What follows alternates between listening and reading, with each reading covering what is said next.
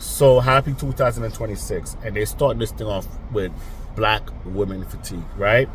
Last year it was Black Fatigue, but now it's Black Women Fatigue. And I have a story. I remember I met this girl, right? I met her through a mutual friend, and we hit it off the first time we saw each other. And I remember, like, I wanted to take her out. Her birthday was coming up, and I want to take her out for her birthday, her first date, right? And we've been like the energy was good when we first met each other. She liked anime, she liked black music. We're kicking it, we're cool, the vibes was good, right? So I remember the first spot I took her to was a restaurant called Red Roosters, right? And I didn't even make her see the bill. It was a couple of hundred. It's her birthday. I like her. She's giving me energy that she's really, really interested in me. And she ordered good, and then she eat drink good. She had a Henny.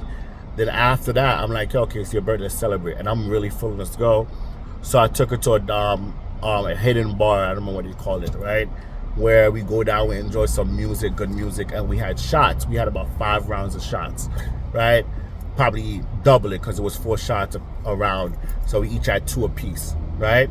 So let's say 10 rounds. We had shots, but she had a Henny at Red Rooster. Now she had the shots at this bar, right? Now, as we went to a comedy club that was across the street. And if you know comedy club, they have 2 drink minimum. She had a Henny, she had a shot, and then she had a 2 drink, which now she have white liquor, dark liquor, white liquor. So it's crazy. Now this club is in Lower Manhattan, liberal city, right? Liberals all around, white liberals, black liberals, everything. So I'm like, I excuse myself to go to the bathroom. As I was in the bathroom, I hear somebody scream now, oh, y'all not gonna stop a black woman? Y'all trying to oppress us? Oh, no, y'all didn't. Y'all got the wrong end today. Oh, y'all effing me because I'm black. And, So when I came out the bathroom and I went to see what's going on, it's her. And I just calmly walk up to her. I was like, you okay? You want to leave? And she's embarrassed, but she shake her head. And the white guys next to me look at me like, are you good? I'm like, yeah, I'm good. And I took her home. She was wilding because she was under liquor, and she felt like it was appropriate to wild out. What does this have to do with slavery? These people are liberals. They're pro-black. I took her. She was pissy drunk. She pissed the floor, and I'm in my Camaro. I took her home. She and I was gonna get her in the house. I was walking into her house. My car was still running. I was getting ready to just walk into her door and leave. And she's like, can you open the door? And I'm like, I got you, baby. I got you. I'll walk into your door. Right? And she like, remember, I just took her out and spent like about at least 500. 2 different spots I was spending. Right? And she like opened the door. First date, right? And I'm like, when am I open the door? She's like, no. It's my birthday. I need my nails done. Open the Zelle. And I'm like, I don't have Zelle. I don't do Zelle. Now, I just took you out to spend at least 500 on you on your first date, not expecting anything, not expecting any, and you're out here telling me to open the Zelle, especially after you just embarrass yourself in front of all these people in Lower Manhattan, calling these white liberals racist, and that they don't like black women, and all. You just ran to the trope, right? Let's see what this person's gonna do, right? And so let's see if you know how to drive. Okay, so I'm like, no, I'm not gonna. You want me to pay for your nails? I'm not. Didn't you enjoy yourself tonight? Like, I just took you. We were sitting there and having.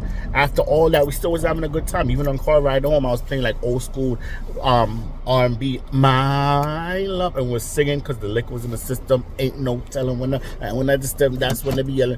I just gave you a good night, and I really don't know you like that. And she like opened this, and I'm like, okay, maybe she's drunk. Maybe she's not feeling right. Maybe the liquor's in the system. She's not, to relax. So make her give her day off. She's not talking straight. So the next morning I got up, late. Remember, I celebrated her birthday. She started blasting me on social media. calling me cheap and bum and all type of stuff. And I'm like, yo, I just spent 500 plus on you on a first date, not knowing who you are. Not like, you know what I mean, just off the fact that you were giving me energy, that you were really feeling me, and this is not a wasted investment like a girl who's just trying to use me for as a foodie. You understand? And I thought that you was really feeling me. So I'm like, okay, you're blasting me because I didn't give you money for your nails. Are you kidding me? I just stopped talking to her. And it's embarrassing that you're out here still carrying that trope that the woman around you probably put into your head, that you got to use us for money, black man. And at the same time, the whole shit about you turning up on these white people, white liberals in Lower Manhattan, because of what? They probably gave you the wrong cosmopolitan or something like that. Told them, oh, they're all racist and ain't gonna do it to the right. They can pick the wrong thing. Today, you don't know how to behave yourself and compose yourself, and you're still trying to push the stereotype.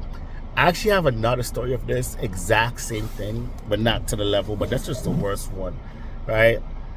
And I just find it embarrassing, and I'm like, you're not embarrassed for how you conduct yourself. You're not embarrassed for how you behave yourself. No, this is just how they know, how they do, and it is what it is. Now, as we see it in modern time, we see more and more behavior. We stand back and reflect. We see that this is now the culture of black women.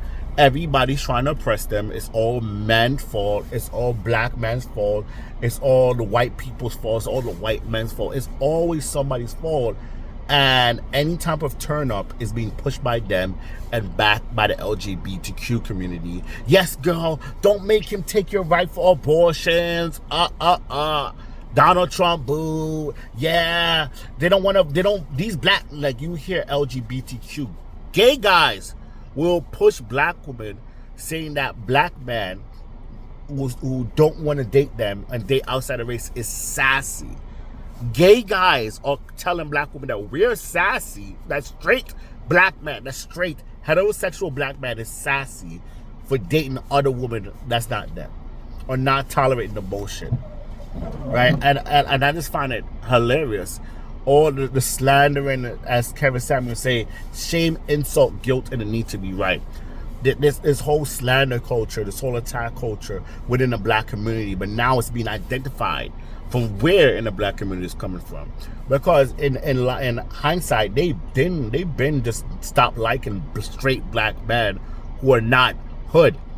They started within the early 80s, whenever they start with the whole movement of, I don't need no man, and I'm not gonna cook, and I ain't gonna bring nothing to the table because I am the table type. You know what I mean? They started in the late 80s, early 90s. Getting rough, that got it when the love for Tupac's come out. Love for the hood dudes come out. And you hear Beyonce, I need a soldier that is trying to stand up for me, and he better be down, and he better be street, and all this stuff came out. And then you hear, oh, we're better than black man movement, where they say, oh, we're more educated, we have better jobs, we are this and that. Okay.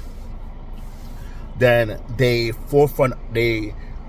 lead the forefront of every takedown, every positive, well, not say every positive, but every powerful black man.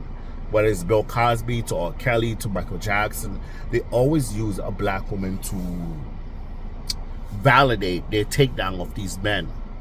So black women say, yeah, they're toxic to the community, take them down. They always have black women cheer. So when the black woman validated, they say the black community validated, because the black woman doesn't.